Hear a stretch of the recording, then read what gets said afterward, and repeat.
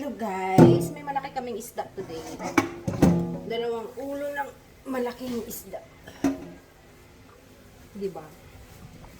Hugasan ko muna guys. Para malinis.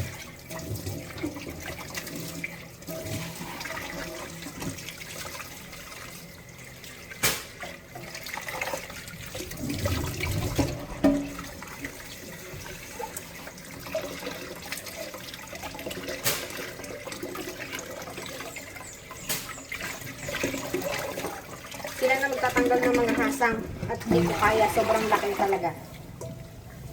Baka masugat pa ako.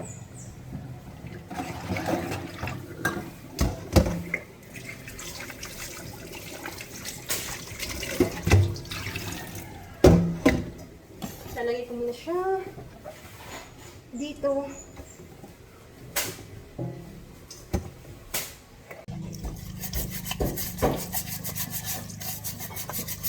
Mamaya hindi talaga yung kakain na alis yan.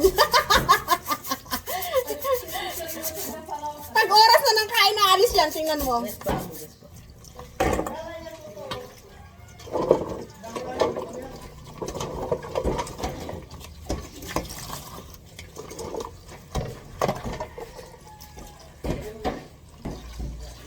Ano to? Ay, lalaga to, no?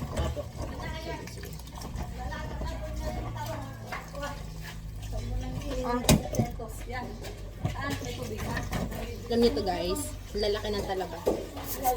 Binabrush ko, bagong ano yan may tag pa yung brush na ginagamit ko. I'm carefully scrubbing each oyster under running water to make sure they're clean and safe to prepare. Cleaning oysters take a little patience, but it's worth it for that fresh and delicious seafood flavor. Once they're all cleaned, they'll be ready for cooking.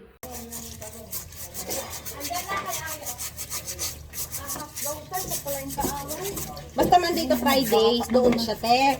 Kasi nag-aaral daw siya.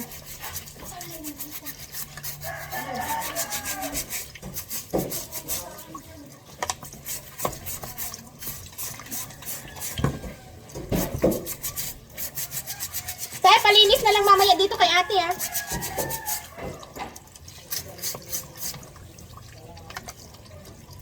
Guys, ang lalaki talaga ng talaba, guys.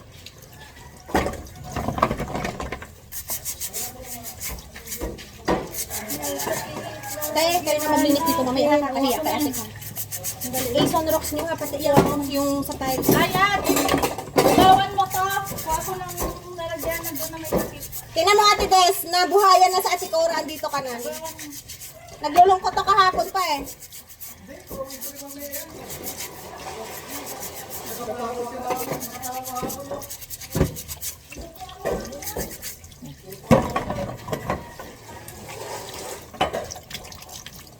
Maganda kasi